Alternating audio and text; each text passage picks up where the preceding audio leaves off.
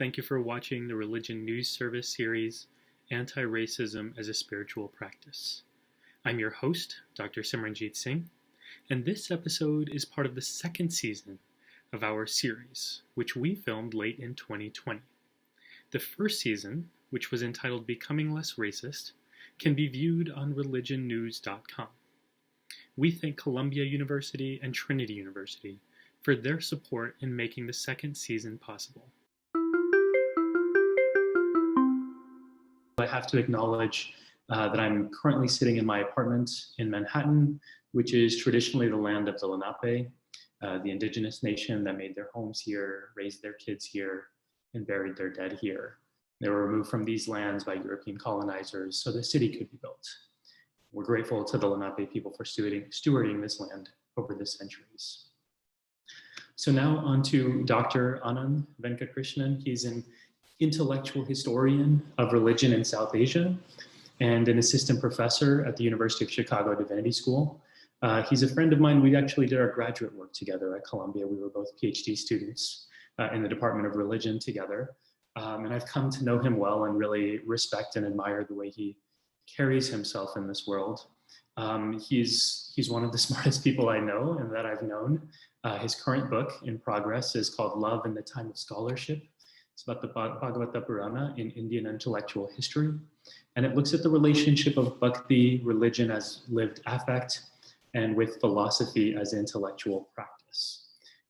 His second project is titled Left-Handed Practice, that concerns a group of loosely affiliated religious intellectuals in the 20th century who had significant ties with the Indian political left. Before his current role in Chicago, Anand was a preceptor in Sanskrit in the Department of South Asian Studies at Harvard University. We're close enough and we've become close enough that I can tell you that Anand fills his spare time, despite being so smart, he fills his spare time doing fun stuff that we all love, sports commentary, pop culture. I think that's where we connect more than anywhere else. So I'm excited to have Anand here.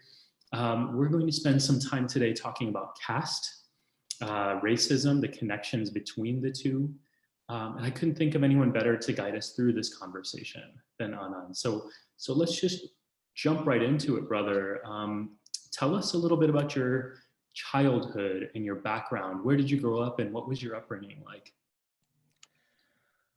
So thanks, Simran. Thanks, Ian, for inviting me.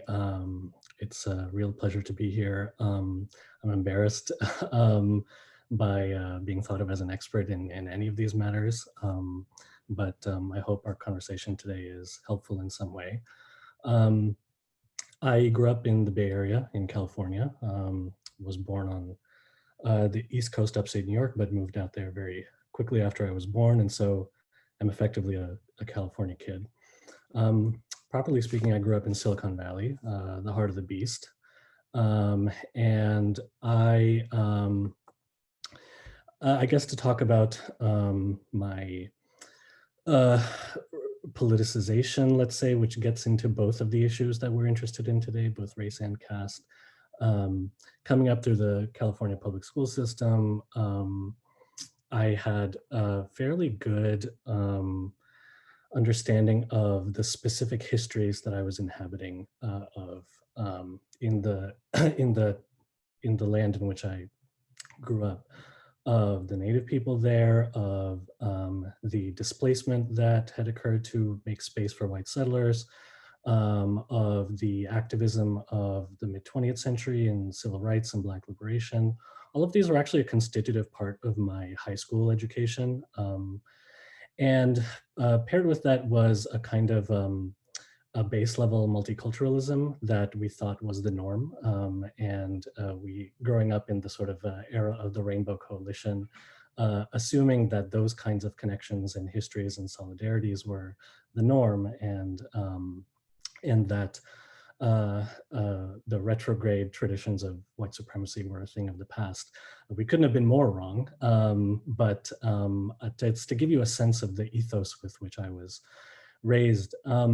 So people like, I was very influenced by, you mentioned James Baldwin when you began your comments, reading him in high school, reading people like John Steinbeck to understand California's migrant history, reading Howard Zinn, And then finally, more specifically regarding my upbringing in the South Asian community, reading someone like Vijay Prashad. All of these people taken together, I guess, were very formative for me even when I was a teenager.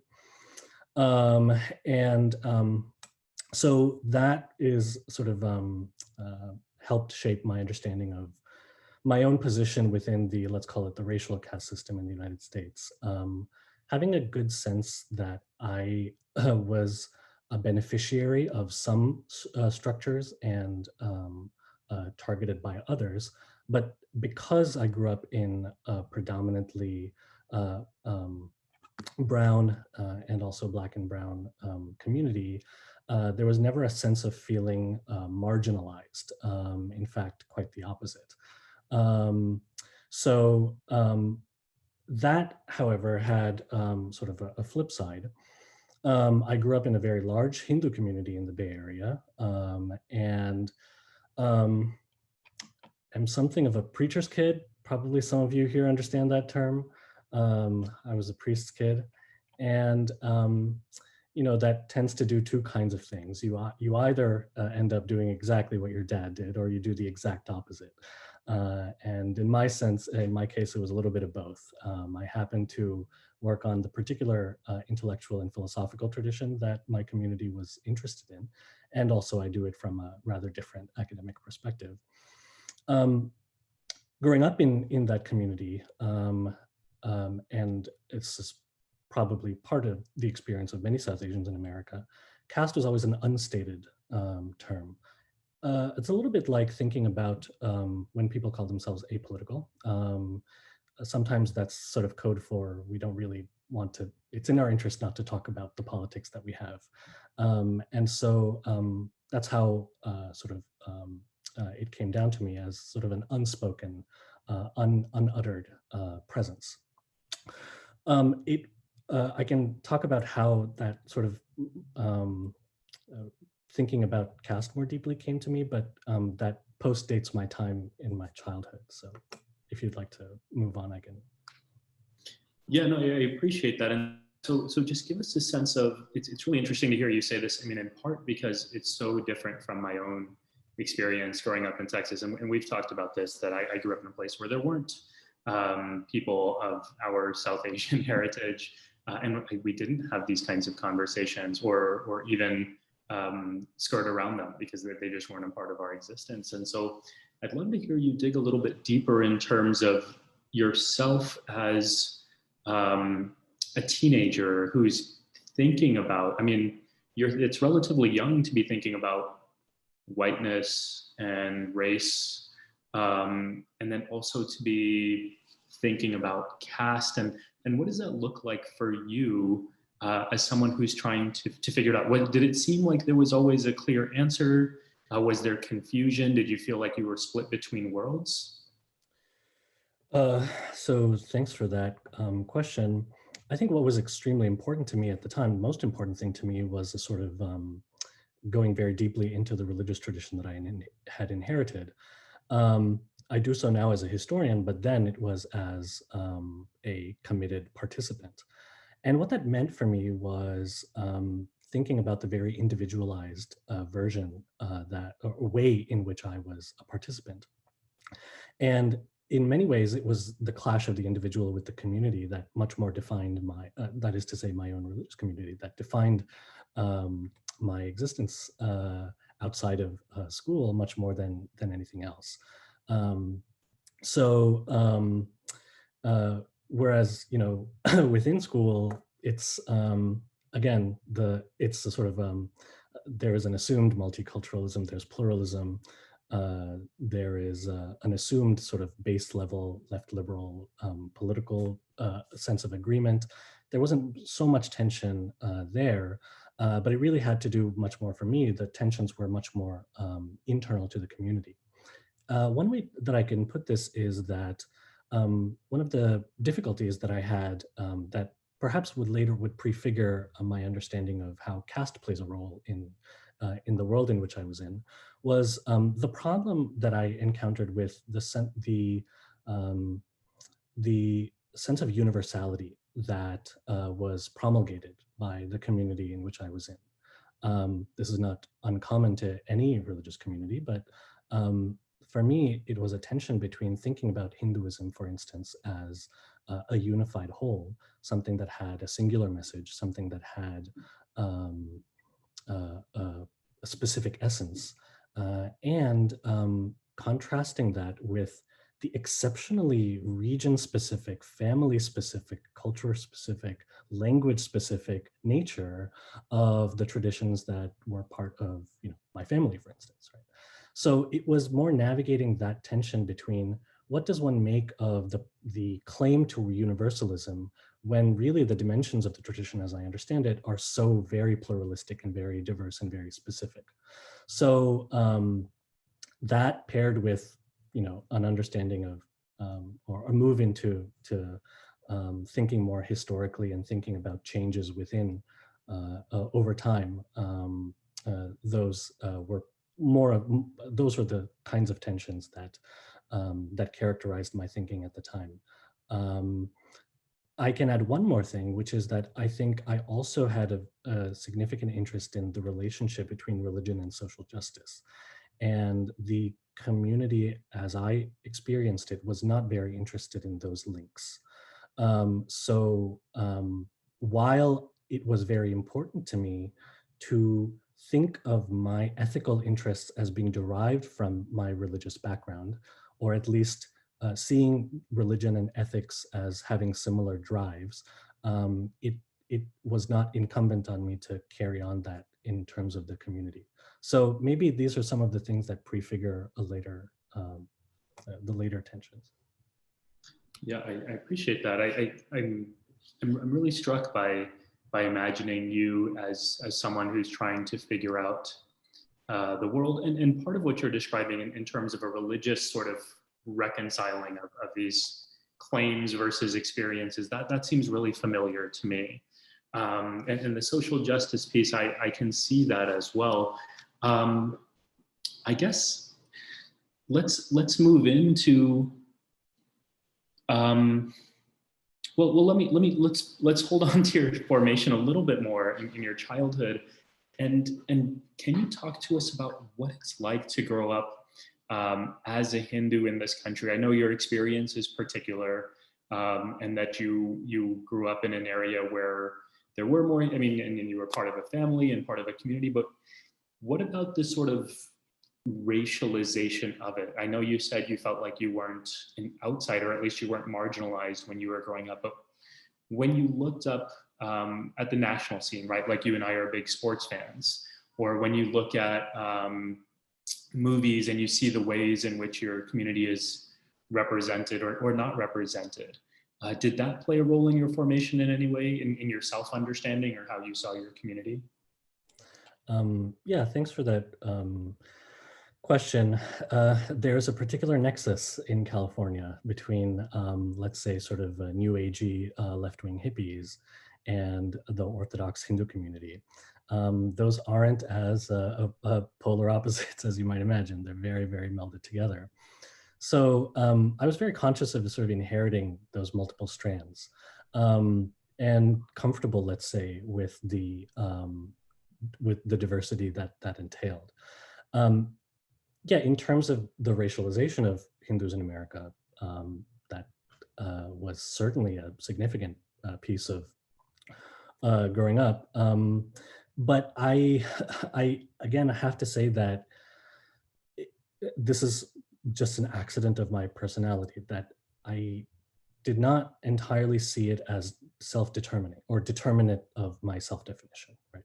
That, again, it was precisely in reading people like Baldwin that the reason I initially was so attracted to him was because of Go Tell It on the Mountain, because of what he talked about, the experience of being a preacher's kid. And it's actually that was what resonated with me first and foremost, that identity, which is so familiar in Americana on the whole, that then, I started to understand the other part of his work. So I do have to come back to the centrality of religion as a defining factor in my early life. And insofar as it fed into interest in, what it meant to be racialized, it was in the ethical sense of knowing who had the short end of the stick in this country.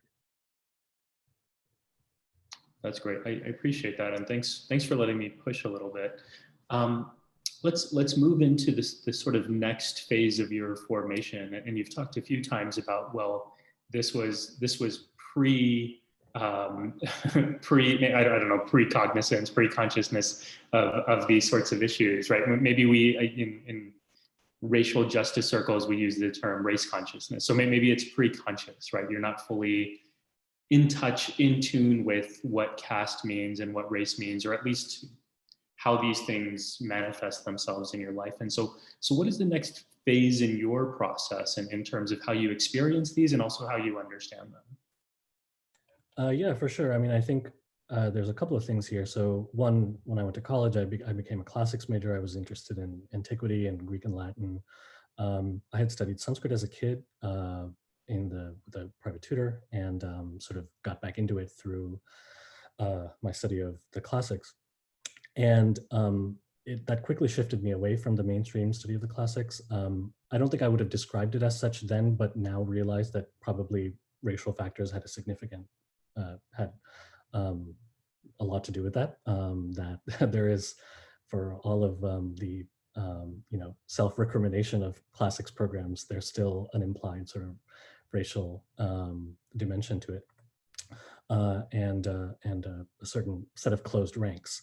So I wanted to move outside that field and pursue my interests in this language and my interests in the intellectual history of this language more. So but it wasn't really until coming to New York that I had much more of an encounter with a different kind of, first of all, a different kind of South Asian community, and both along class terms and also ethnic terms, and also much more of an introduction to the presence of Dalit activism. So on coming to New York and the 5 years I spent there, meeting activists within the Dalit community, meeting broader range of South Asian activists, actually teaching students on Long Island from West Indian, Indo-Caribbean communities, but also getting involved with organizations like DRUM, Desi's Rising Up and Moving, Chaya, which works on housing in Queens, and also not New York specific, but SADA, the South Asian American Digital Archive. Sort of becoming much more aware of and meeting, frankly, a lot of these people gave me a different sort of take on things. Yeah, can you tell us a little bit about how that perspective? Well, what is the new perspective, or what is this perspective that forms during this period? And then I want to ask you how someone opens themselves up to such a change, right? Like, it's not easy to change perspectives or embrace something that's new. And so what does it take to get there for somebody? Yeah, maybe I can tell a story to illustrate that. I met a gentleman who began his PhD at Union Theological Seminary with a friend of mine, John Tatamanal. And he was from a Dalit Christian community in India, in South India. And we had a conversation, and I expected us to have a connection over the fact of being preacher's kids, like I opened up today. But it was a very different conversation. And it was, or at least it certainly did not seem that was the connection that would be most central in his mind. In his mind, the connection and the antagonistic connection was the one of caste. And it was a conversation like that that made me sort of realize where I previously, as a scholar of Hinduism, had an intellectualized understanding of the history of caste within the tradition. It wasn't until being confronted to acknowledge specific inheritances and as they exist in everyday life, and determine one's position, that I took a closer look at those sorts of movements and what was required to actually build relationships with people like my friend.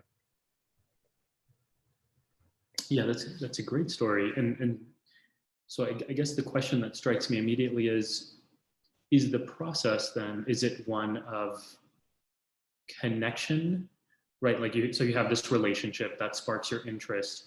And then you look externally, right? Like you look at history, you look at movements, and then you internalize that, or is there some process of, I mean, I can imagine it being flipped and saying you meet this person, you change internally, and then you say, oh, I'm interested in learning more, right? Like how does this work? That's a great question. Maybe something like that. I mean, so, I mean, as a scholar or a student, we can, there are certain ways to think about caste as a student of South Asian religion and Hinduism in particular, right? So this is the external dimension, right? Where you understand that there are different ways to approach this question. One is the ideological, a study of the sort of normative, the prescriptive ideals that are enshrined, for instance, in religious language. There is a historical approach, which excavates the political dimensions of caste and its change over time, particularly the role of colonialism and so forth. And then there's an anthropological dimension, which is to understand its everyday manifestations and its effects. And you come to learn all of these things as a scholar, but that for me, it took these encounters and friendships to be confronted with the need to actively participate in denaturalizing certain inherited ways of being. So I don't know that one necessarily led to the other or leads to the other, although I would place the emphasis on the friendships and the relationships that I built. And we can continue to talk about that and come back to that, but that's what I would like to highlight.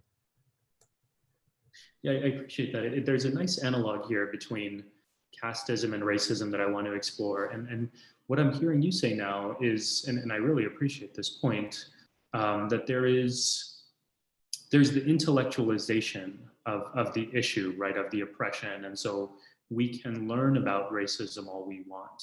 And typically the position of, especially post-civil rights era in this colorblind sort of landscape has been, I know about racism, I'm not a racist, I'm not doing anything racist. And that was pretty much the sort of standard issue approach to racism. And in the past few months, we've really gotten into, at least collectively, right? These aren't new ideas, but collectively there's been a real attention and a reckoning with anti-racism, which is not a neutral or apolitical or passive approach to saying, I know it and I'm not a part of it. It's saying, I'm actively going to work against it. And that's what I'm hearing you say, this shift happens in this moment, that there is a proactive, it's almost like there's a recognition, a moment in which, and maybe it wasn't exactly an aha moment for you, maybe this story is just illustrative, but it sounds like there was a real transformation within you during this period of your life where you said, I wasn't about that, but I wasn't doing anything about that. And I'd be interested in hearing from you what work you did, or so tell us a little bit about that process. Like what led you actually to being like, I want to change, I want to be more proactive. And then what steps did you take? What did you do for yourself to actually take you there? So I think you're absolutely right. When we use a word like casteism, there are different dimensions to that, right? There's caste prejudice, right, which is a question of attitudes, perhaps unconscious, perhaps unknowing, perhaps conscious, perhaps willing. But often that word, the ism, diffuses the problem into one of attitude. And which is why, for instance, with racism, we need words like structural or institutional racism. And the same is true of caste, right? It's like the word classism, which is a little bit weird, right? Which is that if only our attitudes towards others were different, then we could take care of the situation. Versus, for instance, class conflict. And so the two dimensions, right? One of acknowledging and addressing with others the question of caste prejudice, which is a question of attitudes, paired with addressing the broader one, which is caste exploitation and caste oppression. Both of these kind of came hand in hand for me as among the things that I felt it was ethically necessary to participate in. Both as a person of South Asian origin, of privileged caste and class status, but also as an American.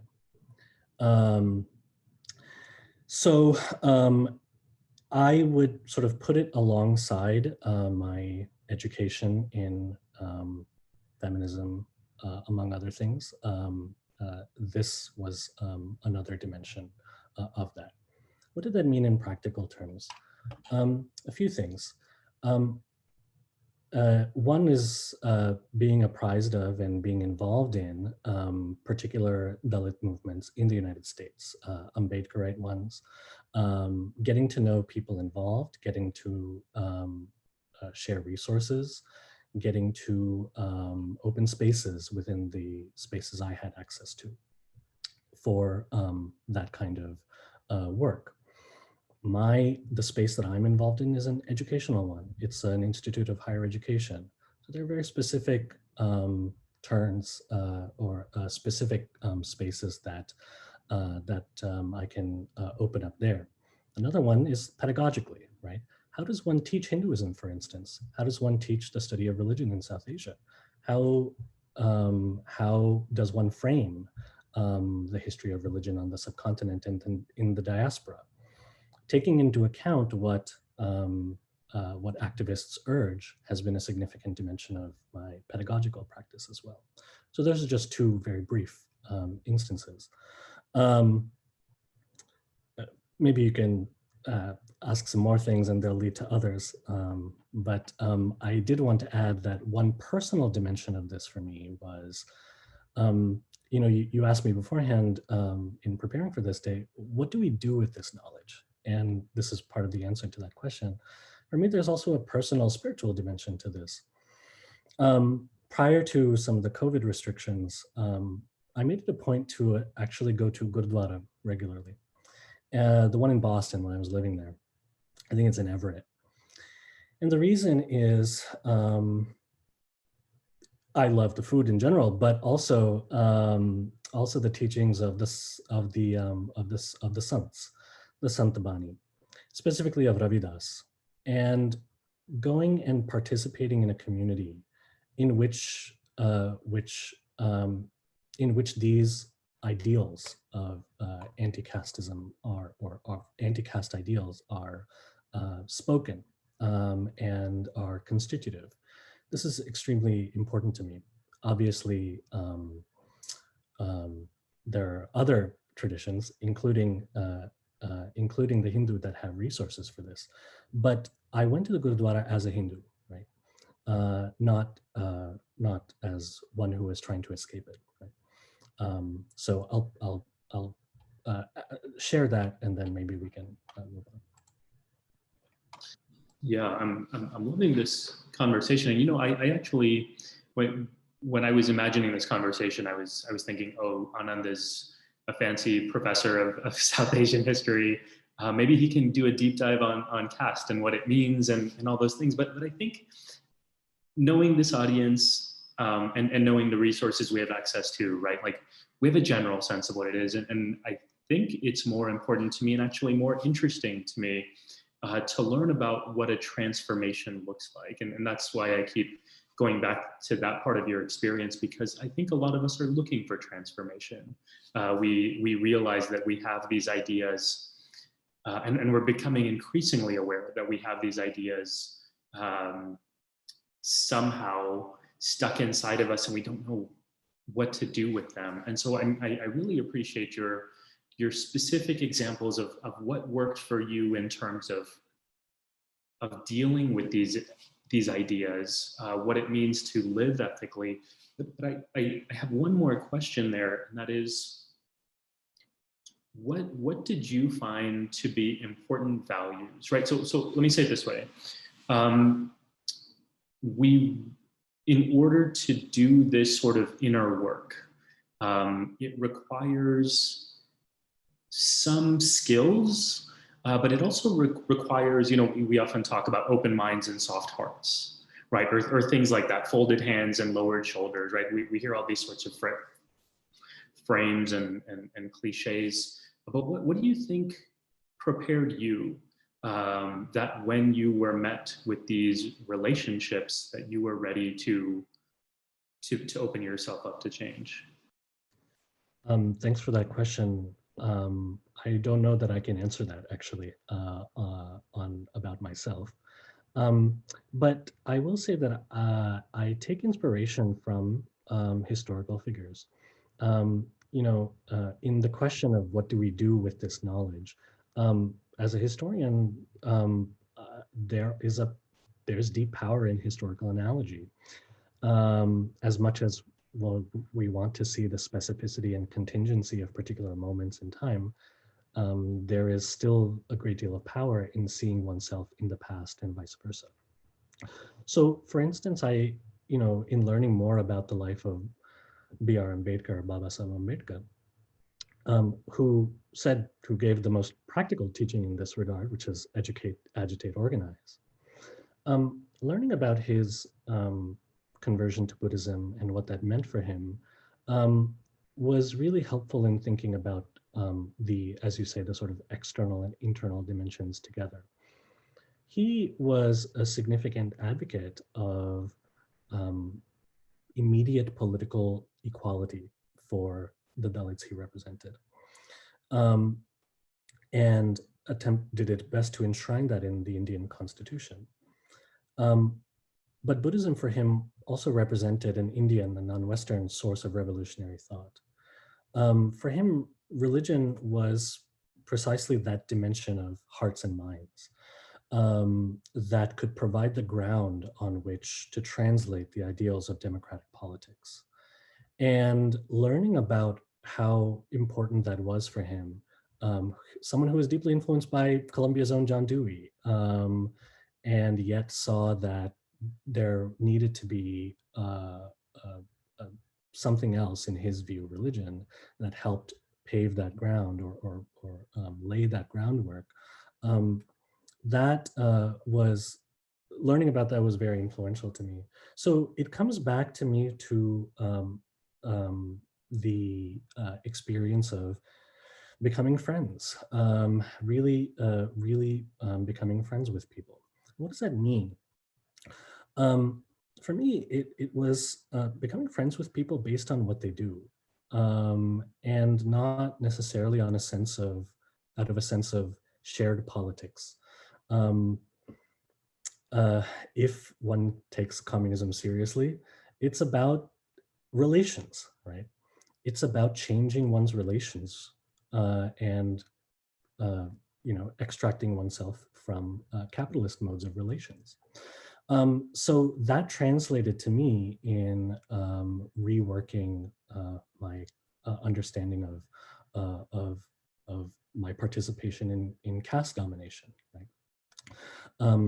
It's fundamentally about reshaping relations, and what is required in that may be very difficult, but the only way to do it for me was to participate in and support from whatever background I could the movements that try to ameliorate the situation. So I think I'll leave it there. I mean, we haven't really sort of dug deep into the sort of race caste comparisons per se, and we can, but I'll leave it open. I'd love to do that. I just want to ask you one question before we get there, and this is also a provocative personal one, but I'll share my side first, and if you feel comfortable, I'd love to hear from you. I mean, your point about relationships is such an interesting one as we think about our own identities. And you know, my sense of Sikhism growing up has always been that it's a pluralistic tradition and that everyone is equally divine. And this, you know, we learned this from day one. But at the same time, growing up, it always felt like my people were the like my people, the people who would really get me were the people of my own faith, in the way that so many of us think. And it wasn't until much later, actually, when I moved to New York and started having access to Sikhs to hang out with and being like, oh wait, like I feel so much more attuned and in line with my friends who are of different backgrounds because we have shared values and we're interested in similar, you know, all these kinds of things. So like it was, in retrospect, it was kind of a ridiculous thing to expect, but it seems like a natural thing that a lot of us anticipate. And so can you talk just briefly about this process? Does it sound familiar to you? And if so, what allows you to open up beyond the rigidity of identities, especially in a context where caste is such a rigid identity and it's such a hard thing to break through? So that's a great question and way to put it. I think I actually had a very different experience, which is that what I came to appreciate about the tradition that I inherited, with all of its promise and its peril, was that there was much less of a sense, in my understanding, of who counted and who didn't. Which is why I talked about going to the Gurudwara as a Hindu, right? There was no sense in which that was something I shouldn't do, or that there is one or the other thing that I can or can't do while claiming this, while laying claim to something that it is perhaps I've been interpolated into, but certainly have to acknowledge as an ascriptive identity. There was no sense in which being X required me to be not Y. And what I've taken from that into my current thinking is, as a historian, one of the advantages of studying the past, a world that does not look very much like our own, is that there is no one way of being, believing, or belonging in the world, and that our current ways are by no means uniquely privileged. So there's no necessary reason that I couldn't, see what Whitman would have called the multitudes, right? As part of my the way that I moved into and met people very different from me. Yeah, I love that answer, because what it reminds me of is, where do our senses of these rigid boundaries come from, right? Like, they are largely colonialist and white supremacist at the end of the day. And so these feelings of, I have to stick with my people because someone has defined these as being my people, like that's not something we need to buy into. So there's something really liberating about what you're saying. I really appreciate you bringing it back to the value of studying history. And of course, this is what'll happen when you get two history nerds on the call together. Like the answer is always study the past. Yeah. And we're always going to talk about ascriptive identity and status. Yeah, exactly. And yeah, it always comes back to colonialism too. So that's right. The original pick and roll. Yeah. So okay. So let's talk about this relationship that we're drawing between caste and racism, because they're not the same thing. They have their own histories. They play out in different ways, but it is a useful analog. And so I'd love for you to sort of help us think through, how does it work? How does it not work? What should we be careful about? I think especially as, Isabel Wilkerson's book has just come out. It's fantastic. If you all haven't read it, highly recommend it.